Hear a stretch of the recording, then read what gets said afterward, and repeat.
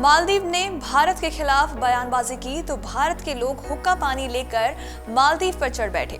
लोगों ने मालदीव जाने की बुकिंग कैंसिल की और उसे खरी खोटी सुनाया।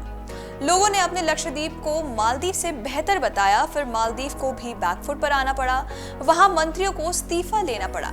विवाद काफी आगे बढ़ गया, लेकिन आपको बता दें कि दोनों देशों को एक दूसरे की जरूरत है। जी हां, राष्ट्रपति मोइजो के खिलाफ अविश्वास प्रस्ताव तक की नौबत आ गई, लेकिन हकीकत तो ये है कि जिस तरह से भारत के बिना मालदीव का काम नहीं चल सकता, ठीक उसी तरह से मालदीव के बिना भारत को भी बड़ा नुकसान उठाना पड़ सकता है। आखिर मालदीव में ऐसा क्या है कि दोनों ही देशों को एक दूसरे की सख्त जरूरत है? आइए जानते हैं। दुनिया के नक्शे पर मालदीव को देखें तो उसके पास जो सबसे बड़ी चीज है वो है उसकी लोकेशन। मालदीव हिंद महासागर में बसा हुआ देश है और भारत के वेस्ट कोस्ट से महज 300 नॉटिकल मील की दूरी पर बसा हुआ है। हालांकि ये जहां पर है वो दुनिया के सबसे प्रचलित व्यापारिक समुद्री रास्तों में से एक है, जिसकी जरूरत भारत ही नहीं बल्कि दुनिया के तमाम मुल्कों को है।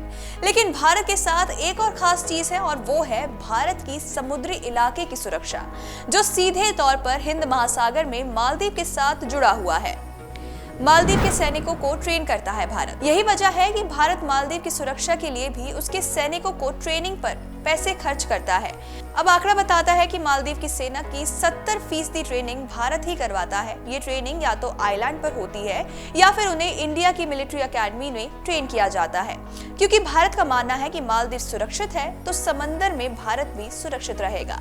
पिछले 10 साल में भारत ने मालदीव की सेना मालदीवियन नेशनल डिफेंस फोर्स के करीब 1500 से ज्यादा जवानों को ट्रेन किया है। हवाई रास्तों के जरिए समंदर पर निगरानी रखने के लिए भारत ने मालदीव की सेना को एयरक्राफ्ट और चॉपर्स तक दिए हैं। मालदीव के जवानों को आइलैंड पर वर्टिकली लैंड कराने की ट्रेनिंग भी भारत ने ही दी है।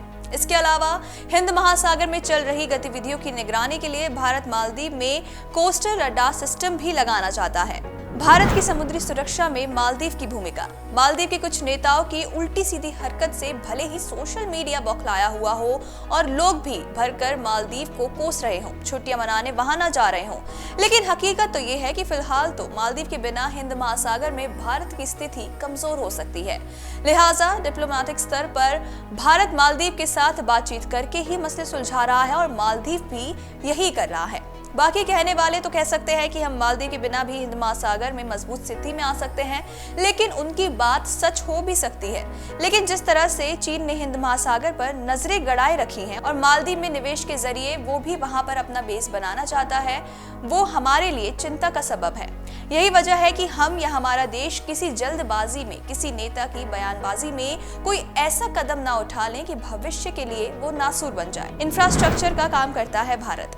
मालदीव को तो हमारी जरूरत है, क्योंकि मालदीव जो चावल, दाल, सब्जियां, चिकन, फल और दवाइयां खाता है वो भारत से ही जाती हैं। इसके अलावा मालदीव को स्कूल बनाना हो या अस्पताल बनाना हो, घर बनाना हो या फिर पुल, सड़क बनाना हो या एयरपोर्ट, उसके लिए भी जरूरी सारा साजो सामान जैसे सीमेंट, ईंट, बोल्डर, वो सब भारत ही मालदीव को भेजता है। बाकी तो मालदीव के सबसे बड़े अस्पतालों में से एक 300 बेड का मल्टी स्पेशलिटी अस्पताल है जो भारत ने ही बनवाया है और उसका नाम इंदिरा गांधी मेमोरियल हॉस्पिटल है। ऐसे में अगर मालदीव भारत से दुश्मनी मोल लेता है तो उसके नागरिकों को हर रोज परेशानियां उठानी पड़ सकती हैं, जो कोई भी देश नहीं चाहेगा। अगर आप ये वीडियो YouTube पर देख रहे हैं तो हमारे चैनल को सब्सक्राइब करें और बेल आइकन को दबाना ना भूलें। अगर आप Facebook पर ये वीडियो देख रहे हैं तो हमारे पेज को लाइक करें।